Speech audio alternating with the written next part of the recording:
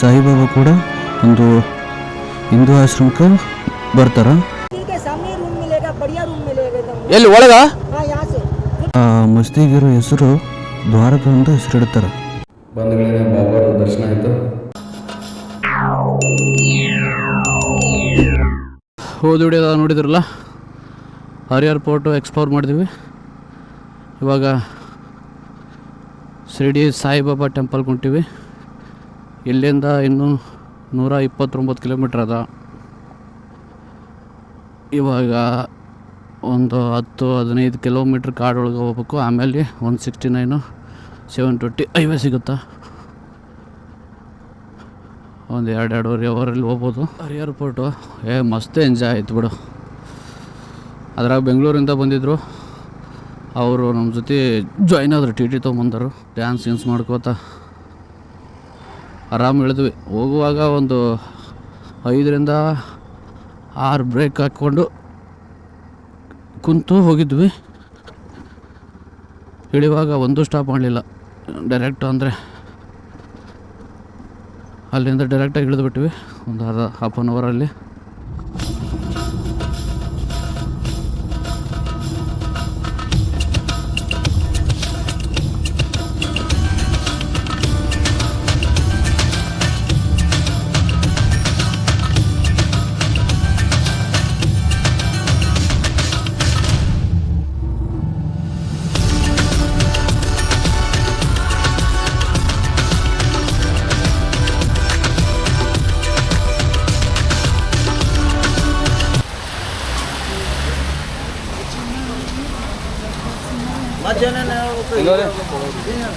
Maharashtra super super ಚಲೋ ಅದ.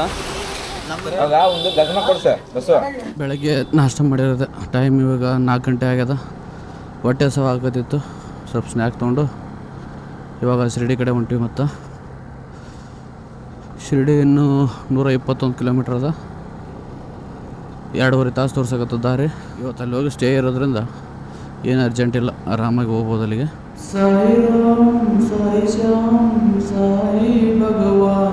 ಶಿರಡಿ ಸಾಯಿಬಾಬರ ಜನನ 1838 ಆಗ್ತದಂತ ಎಲ್ಲರೂ ಹೇಳ್ತಾರೆ. ಬಟ್ ಅದು ಎಲ್ಲಿ ಖಚಿತತೆ ಇಲ್ಲ, ದಾಖಲೆಗಳಿಲ್ಲ. ಸಾಯಿಬಾಬರು 1838 ಹುಡ್ತಾರಂತೇಳಿ. ಶಿರಡಿ ಬಾಬರ ನಿಜವಾದ ಹೆಸರು ಕೂಡ ಯಾರಿಗೂ ಗೊತ್ತಿಲ್ಲ.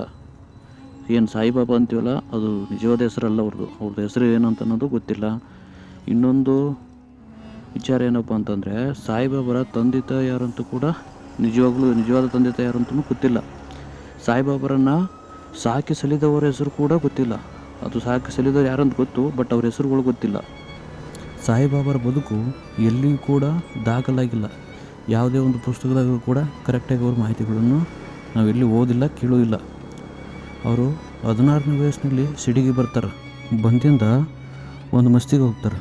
ಆ ಮಸ್ತಿಗೆ ಹೋದ್ಮ್ಯಾಗ ಆ ಮಸ್ತಿಗಿರೋ ಹೆಸರು ದ್ವಾರಕ ಅಂತ ಹೆಸರಿಡ್ತಾರೆ. ಅದು ಯಾಕೆ ಹಿಡ್ದಾರೋ ಗೊತ್ತಿಲ್ಲ. ಹಿಂದೂಗಳು ನಂಬುವಂಥ ಪೂಜೆ ಸ್ಥಳ ಯಾವುದಪ್ಪ ಅಂದರೆ ದ್ವಾರಕ. ಅಲ್ಲಿ ದೀಪ ಹಚ್ಚಿ ಬೆಳಗ್ತಾರೆ. ಆಗಿನ ಕಾಲದಲ್ಲಿ ಸಂಚಲ ಮೂಡಿಸಿರ್ತದೆ ಆ ಘಟನೆ. ಮಸ್ತಿಗೆ ಹೋಗಿ ಸಾಯಿಬಾಬರು ದೀಪ ಹಚ್ಚಿರುವಂಥ ಘಟನೆ ಸಂಚಲನ ಮೂಡಿಸಿರ್ತದೆ. ಸಾಯಿಬಾಬರನ್ನು ಹಡೆದು ತಂದೆ ತಾಯಿಯರು ರಸ್ತೆ ಬದಿಯಲ್ಲಿ ಬಾಳೆ ಎಲೆಗೆ ಸುತ್ತಿ ಇಟ್ಟು ಹೋಗಿರ್ತಾರಂತೆ. ಅಲ್ಲಿಗೆ ಬಂದಂಥ ಮುಸ್ಲಿಂ ದಂಪತಿಗಳು ಸಾಯಿಬಾಬರನ್ನು ಸಾಕ್ತಾರಂತೆ. ಮುಸ್ಲಿಂ ದಂಪತಿಗಳು ಅವರು ಸತ್ತ ಮೇಲೆ ಸಾಯಿಬಾಬಾ ಕೂಡ ಒಂದು ಹಿಂದೂ ಆಶ್ರಮಕ್ಕೆ ಬರ್ತಾರೆ. ಅಷ್ಟನಟಿಗೆ ಅವರಿಗೆ ಸಾಯಿಬಾಬರಿಗೆ ಮುಸ್ಲಿಂ ದಂಪತಿಗಳು ಸಾಕಿರ್ತಾರಿಂದ ಅಲ್ಲಿಗೆ ಸಾಯಿಬಾಬಾ ಬಂದ ಕೂಡಲೇ ಆಶ್ರಮದ ಗುರುಗಳು ಹೇಳ್ತಾರೆ, ನಿನ್ನ ಮುಖದಲ್ಲಿ ಒಂದು ಏನೋ ತೇಜಸ್ಸಾದ, ಈ ಜಗತ್ತಿಗೆ ಒಳ್ಳೇದು ಮಾಡೋಕ್ಕೆ ಬಂದಿ ಅಂತಂದಾಗ ಸಾಯಿಬಾಬರು ಅವಾಗಲಿಂದ ಅವರಾಗಿ ಪ್ರಸಿದ್ಧಿ ಪಡಿತಾರೆ. Keep right, keep left. ಆ ಕಡೆ ಹೋದ್ರೆ ಪುಣೆ ಪುಣೆ ಇವೆ.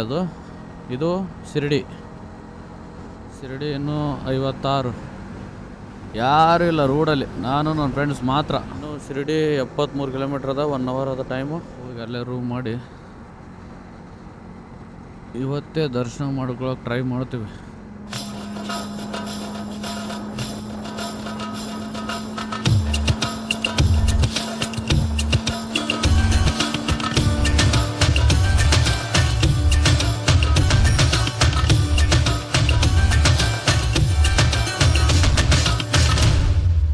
ಟೀ ಕುಡ್ದು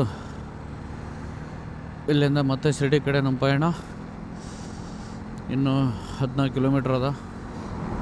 ಸಾವ್ಕಾಸ್ ಬಂದೆಲ್ಲ ಕೈಯೆಲ್ಲ ಬ್ಯಾನೆ ಅದು.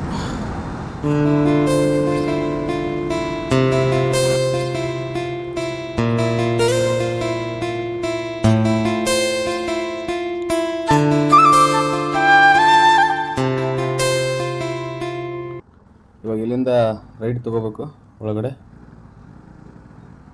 ಸ್ಲೋ ಬಡಿಪ್ಪ. ಇವಾಗ ಇಲ್ಲಿಂದ ರೈಟ್ ತೊಗೊಂಬಿಟ್ರೆ ಸ್ಟೇಟ್ 2 ಕಿಲೋಮೀಟ್ರ್ ಅದು. ಇಲ್ಲಿಂದ ಹೋಗಿ ರೂಮ್ಗೆ ಮಾಡಿ ಫ್ರೆಶಪ್ ಆಗಿಬಿಟ್ಟು ನೋಡಬೇಕು ದರ್ಶನ ಮಾಡೋಕ್ಕೆ ಟೈಮ್ ಸಿಗುತ್ತೋ ಇಲ್ಲ ಅಂತೇಳಿ. ಬಂಧುಗಳೇನೆ ಬಾಬಾರ್ದು ದರ್ಶನ ಆಯಿತು. ಇವಾಗ ಇದೇ ಮೇನ್ ಗುಡಿ ಇಲ್ಲಿ ಕಾಣುತ್ತಲ್ಲ, ಇದೇ ಗುಡಿ. ಇಲ್ಲೇ ರೂಮ್ ಮಾಡ್ಬೇಕು ಅನ್ಸುತ್ತೆ. ಬನ್ನಿ.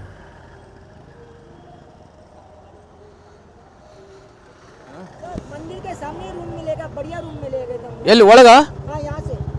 ಕಿತ್ನಾ ए 5 आदमी है।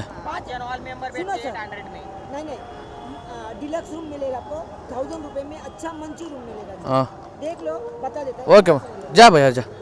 ಓಂ ಸಾಯಿರಾಮ್. ರೂಮ್ ಇಲ್ಲೇ ಒಳಗಡೆನೇ ಅದಾವಂತ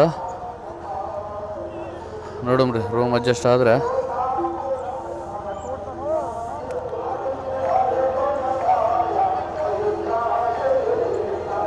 ಇವಾಗ ರೂಮಿಗೆ ಬಂದೀವಿ. ಫ್ರೆಶಪ್ ಆಗಿಬಿಟ್ಟು ರೆಡಿ ಆಗಿಬಿಟ್ಟು ಮತ್ತೆ ಸಿಗ್ತೀನಿ.